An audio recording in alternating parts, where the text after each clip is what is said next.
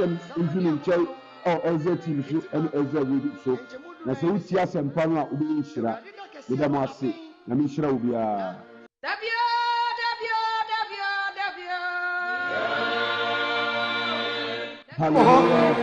Dami ani breda ahoya ani ahokyerɛ da ɔsɛyɛ ne amanfo yɛ da esum ani kusu yɛ da na mehia nipa ho amwa nante sɛ onifraifo efi sɛ awurade ne yɛayɛ ne bɔne na wɔn mogya ebegu sɛ mfutuma ɛne wɔn honam sɛ enwura dodoɔ enti adɔfo no mu yɛbɔ wiase nipa nyinaa kokɔ sɛ asɛm ɛbɛba da bi asɛm deɛ ɛbɛba da bi enti etwa sɛ onipa ɛhwɛ ne ho so yie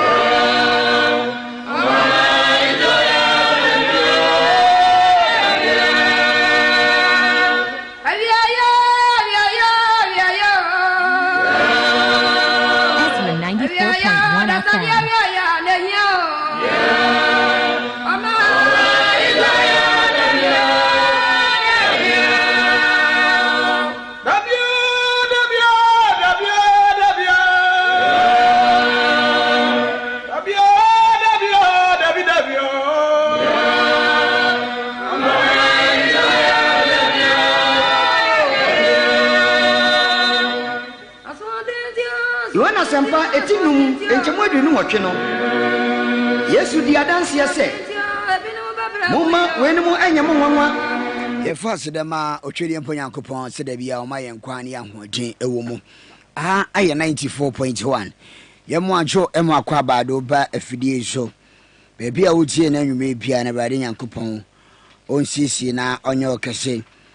kopim se na nwotwe bebo na yede Nyankopon asem eba no courage GD Asafo True Faith Church International Kumasi Sokoban Wood Village better prayer ministry na anwume ye share de Nyankopon semeba yedam ewo Ezra television so and Ezra Radio Facebook Prophet Jacob Bechi TV on Facebook and TikTok Prophet Jacob Bechi ye ko ne dia sempa ne dia bro and Saturday 30th March ye ko ye fa sempa into aso live on the radio 94.1. 94.1 FM.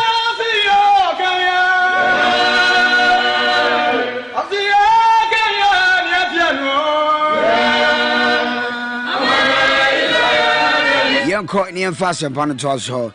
be pia de demo enanwume opamba chomo ajomo akwaba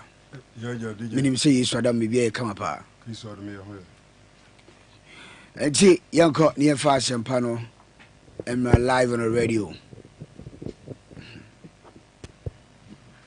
right to us yo DJ Godfred that's ene eye memenda anwumre eye da emona ene eye memenda anwumre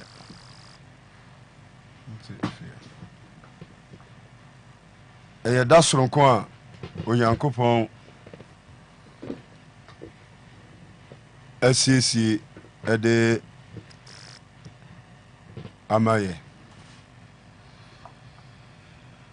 ntina ifra no pa bepem anwumre na domonti yente bone bia wajina ni tume so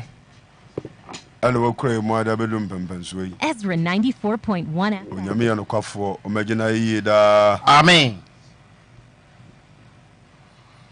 yebabo mpaye na Onyankopon asem na to aso nti yenua Ranford maf be bompae yo papa me da se adofo ne tiefo ye bompae ye Nyankopon aye no nam one ya bankese edwumere ye de wase bibire hwe no nyam eyo mobru hu ane wadom nti ane wagya kwampasa de aba Ezra TV ane Ezra Radio kasafidie so botan nyina ba akopɛ sɛ yemfa wonu mu asem magana ne wiase nyina nti ebra wako atena si fa honkronkro tumi e chen so boni chidom